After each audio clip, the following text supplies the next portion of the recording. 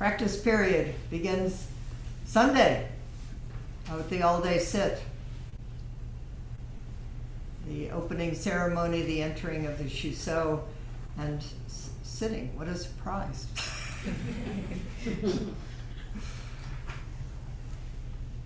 So please come if you can. Come be there in person. Come online. Those of you who have been to other ceremonies know it's never a guarantee the Shuso is going to stay, and so we all really need to be there to say, please, please, how deeply we need you. So people got their practice period applications in. If you forgot and you still want to sneak in the next few days, you can do that.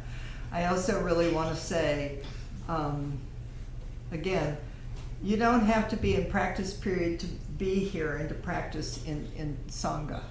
Everybody's welcome always, no matter what.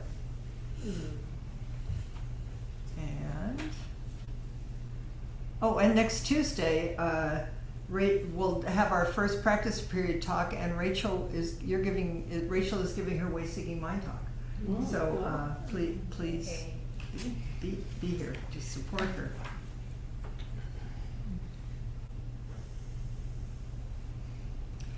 So this is our last week focusing on Suzuki Roshi's Becoming Yourself.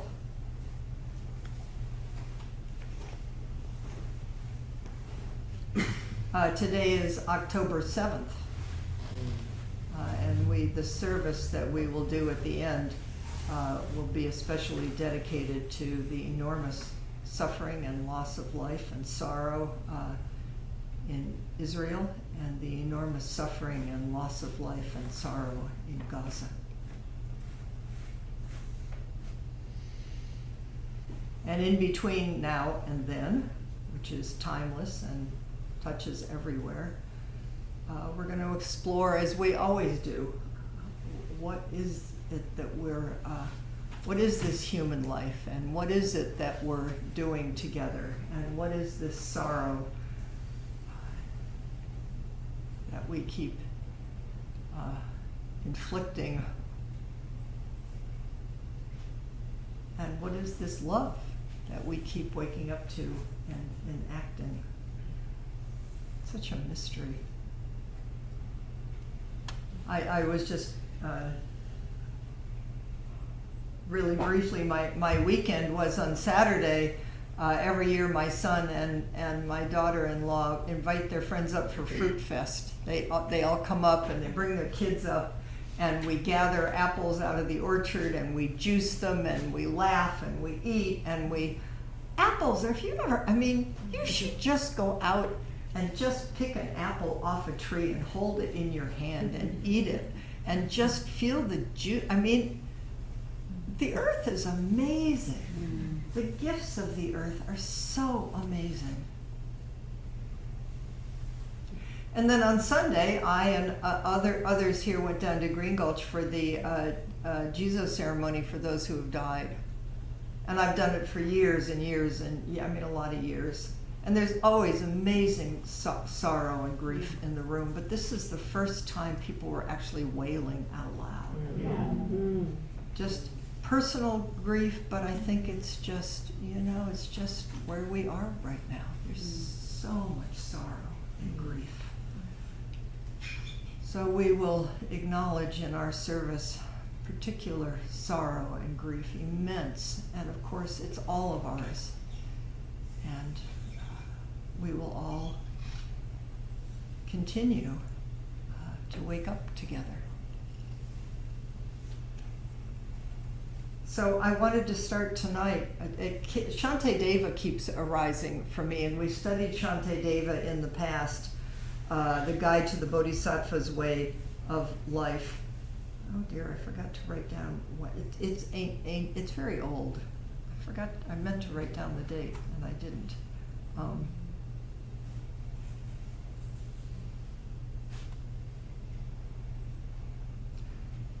It has 10 chapters. I just thought, we're going to do the 10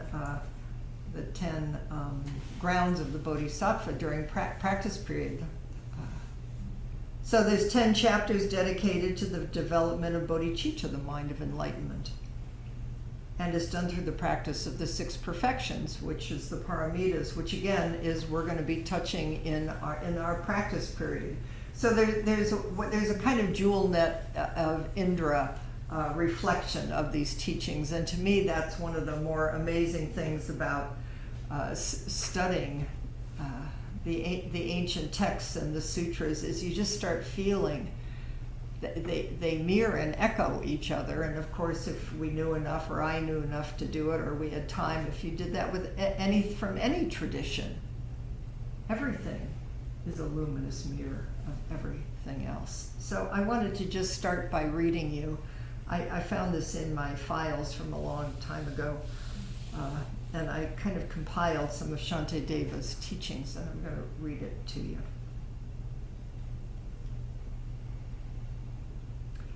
Those who wish to destroy the many sorrows of conditioned existence, those who wish all beings to experience multitudes of joys, and those who wish to experience much happiness should never forsake the awakening mind. This intention to benefit all beings, which does not arise in others even for their own sake, is an extraordinary jewel of the mind, and its birth is an unprecedented wonder. Therefore, I now seek refuge in the Buddhas who protect the world, who strive to shelter all lives and with great strength eradicate all fear. I beseech all the guides of the world to please accept my transgressions and wrongs, since these are not good, and in the future I will do them no more. Where would I possibly find enough leather with which to cover the surface of the earth? The feeling is that if I'm remembering correctly, that if you could cover the whole earth, then you wouldn't do wrongdoing. But it's just you have to keep turning it and awakening it in your own heart and your own soul, your own being. Wearing leather just on the soles of my shoes is equivalent to covering the earth with it. Please, feel your own feet. Please, wake up.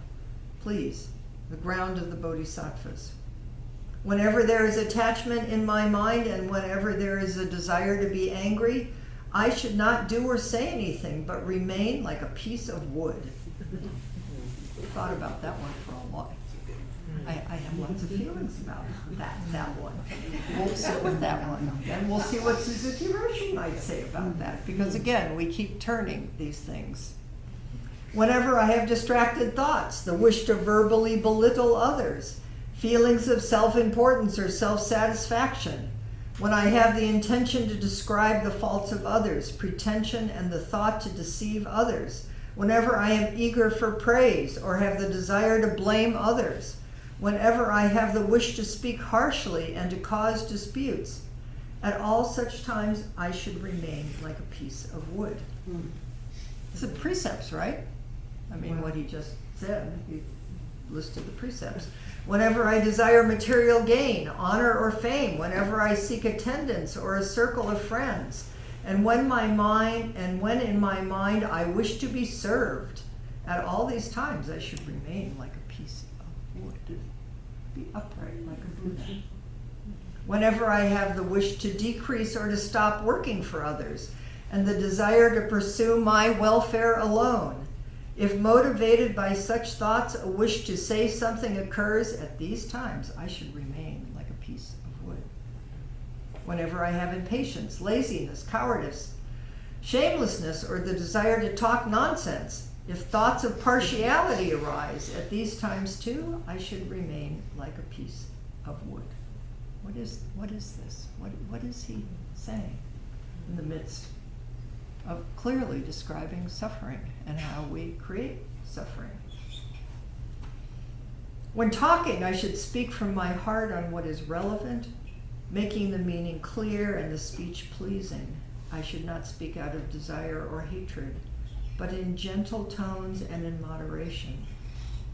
When beholding someone with my eyes, thinking I shall fully awaken through depending on this being, I should look at that person with love and an open heart. Whatever wholesome deeds, such as venerating the Buddhas and generosity that have been amassed over 1,000 eons, will all be destroyed on a moment of anger. I think of that one a lot. Furthermore, suffering has good qualities. Through being disheartened with it, arrogance is dispelled. Compassion arises for those on cyclical existence. Negativity is shunned, and joy is found in virtue. Just as the wind blowing back and forth controls the movements of a piece of cotton, so shall I be controlled by joy, and in this way accomplish everything. The suffering that I experience does not cause harm to others, but that suffering is mine because of my suffering of myself as I, and therefore becomes unbearable. What is there to gain and what is there to lose with things that are empty of true existence in this way? Who is there to pay me respect and who is there to abuse me? And here's the portion that we're told the Dalai Lama says every morning of his life. For as long as space endures, and for as long as living beings remain, until then I too abide to dispel the misery of the world.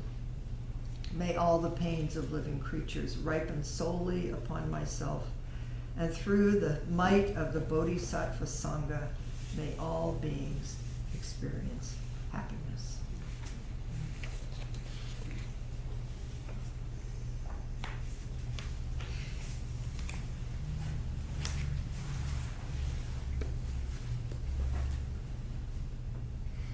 So I wonder how Suzuki Roshi would say these things. I wonder how you would say these things. I wonder how you turn these questions in your own heart and mind, and how we do it collectively. So I went to Suzuki Roshi. And there's a chapter called Small Mind and Buddha Mind. In your everyday practice, do you develop your idea of yourself, or do you develop Buddha mind?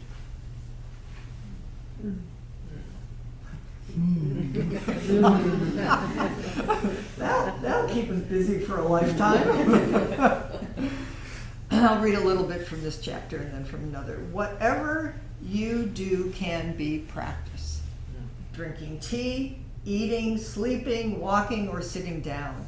But how you understand these things is very important.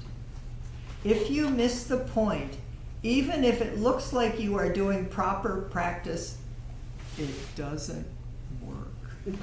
This is very important. I got to, when I went down to Green Gulch, Zenju Earthling Manuel invited me to have tea with her, which was just a total delight. And we talked about lots of things, but it just, one of the things we both agreed on, really joyfully, is that this practice works. I don't know how it works or what it is that works, but there's something that works.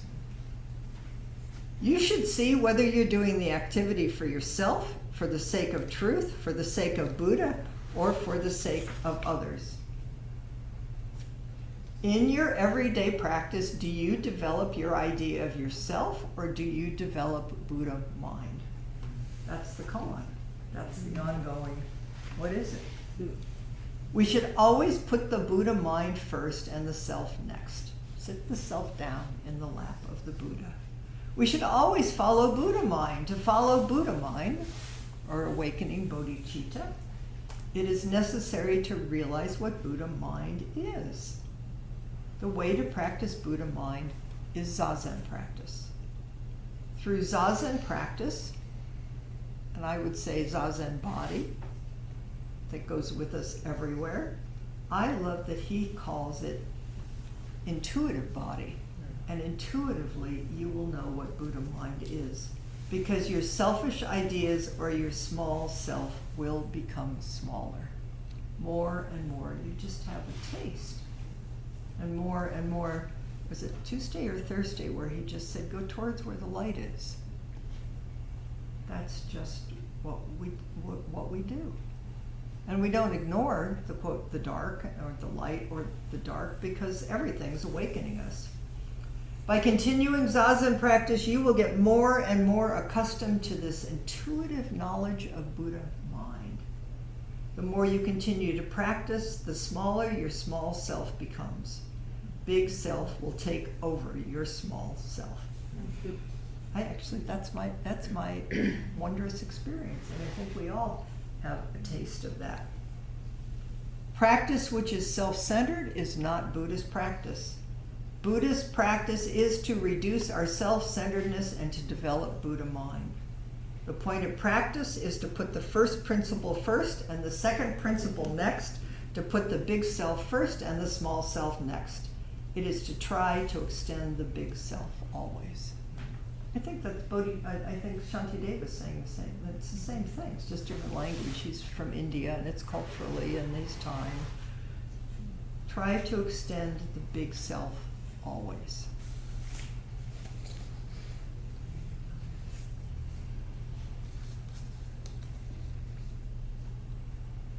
And now I'm into the section on the precepts. And as we all know, the first precept, the first clear mind or grave precept, is do not kill, or to affirm life. And there's a little, the little part underneath. When the fly comes, you might kill them, but you are always prepared for the possibility that you are doing something wrong. Suzuki Roshi really talks in paradox and koan. It's like you can't grab hold of what he's saying, because what he's saying is from an intuitive heart, body, mind. But it turns us, because you can't grab it this way or that way, which is of course what we do all the time, which is of course what we do as human beings. And there is right and there is wrong, but hold it in a big, vast mind so that we can respond with compassion and love to ourselves and to each situation. So here's a little bit more about what he says. We say, do not kill. But do not kill doesn't just mean do not kill flies or insects. Actually, if you say, here's a fly, should I kill it or not? It's already too late. We always have this kind of problem even before we see the fly. Do you get it? Mm-hmm. That's why we're cultivating Buddha mind or big mind or bodhicitta, or moving towards it. Because by the time, I know that place, don't you? Should I do this or should I not do this? I'm already 100 million miles away from the appropriate response of what the situation's asking of me, which is most of the time. And I mean, whatever, we're going to learn no matter what we do. It is actually very foolish to say not to kill. We say not to kill to point out something about our life. Each precept gives us a point of view from which to understand our life. Isn't that kind of wonderful? It's not telling us, don't do this and you're a bad person. It just says, look through here. Keep looking through here and wake up. See what it's teaching you over and over and over again. Not to kill, not to steal, not to speak ill of others, Shantideva said. Each of these precepts includes the other precepts, and each practice or ritual includes the others. The way to observe precepts and to practice Zazen is to have the actual feeling of your being here. There we go. Shantideva is saying the same thing. For as long as space endures, I will just be here. I will be here. This is my commitment. Open heart, open mind. You can say, yes, I will do it, to the precept not to kill, because originally it is not possible to kill anything. You think you kill something, but actually you cannot. Even if you think you killed it, it is still alive.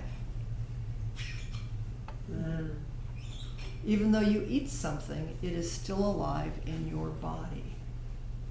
If something leaves your body, it is still alive. It is not possible for anything to be killed. So the only way is to be grateful for everything you have. That is how you keep our precept without having a dualistic understanding of them. And I'll also just say, you can go too far in that direction. It's all empty. You know what? People die and things happen. And in the room, in the Jesus ceremony, there were people sobbing because people died. So that's why we're going to do the service tonight, and why we chant and why we practice, because there is suffering. Don't ignore it. And how do we hold it in this big heart mind so that instead of reacting and enacting our karmic impulses so that the suffering goes on and on and on, there's a gap or a space in there where there's a possibility of doing something new or different. To be surprised, to surprise ourselves and the whole world.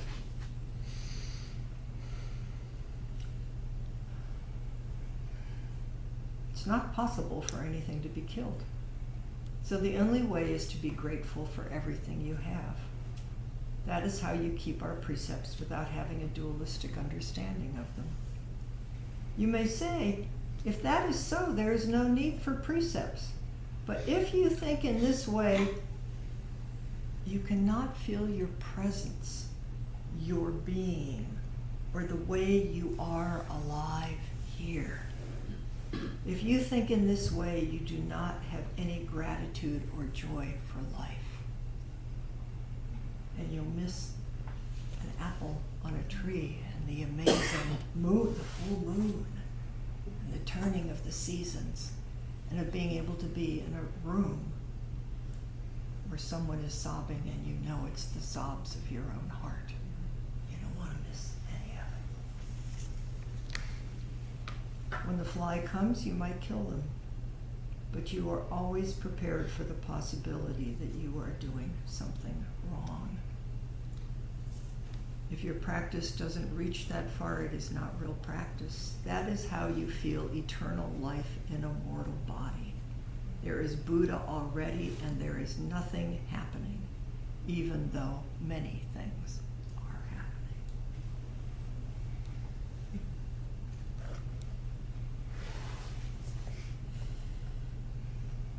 For as long as space endures, and for as long as living beings remain, until then may I too abide to dispel the misery of the world.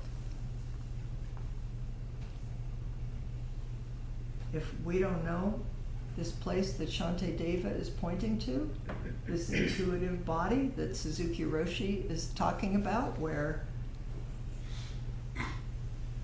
we can feel eternal life in a mortal body, when things get too hard, we're just going to turn around and run the other way. Or we're going to, it's like, ooh, I know that reaction. And that's okay too, just notice it. Because the Dalai Lama every morning says, for as long as space endures, and for as long as living beings remain, until then, may I too abide to dispel the misery of the world. That's the Bodhisattva vow. And I think it's amazing that we are mortal human beings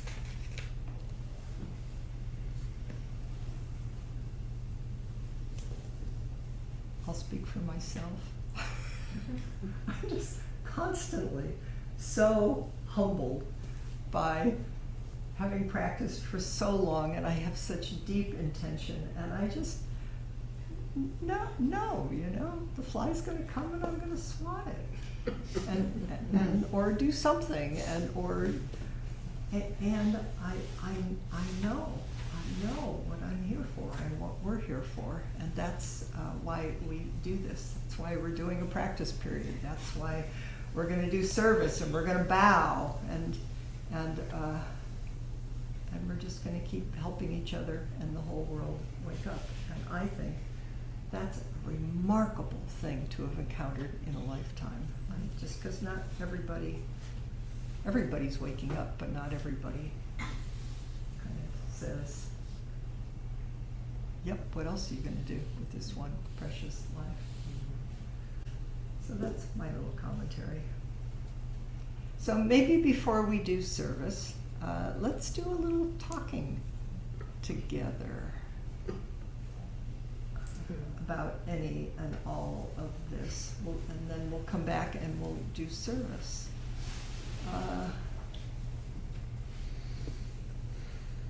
Thinking whether we should stay in the big group or go into small groups, but maybe we'll go into threes. So you can talk about any of this. The things that occurred to me is the Dalai Lama's, Shante Deva's. What is this vow? What does it mean to you? And how do you feel eternal life in a mortal body? There is Buddha already, and there is nothing happening, even though many things are happening. What is that? What is that? What does it make any sense? Well, it doesn't make any sense at all, so forget that. But whatever arises out of that, what's that? If that's the jump off line, or any of this, just whatever is here, okay? So find people you don't usually talk to. I'll put you guys together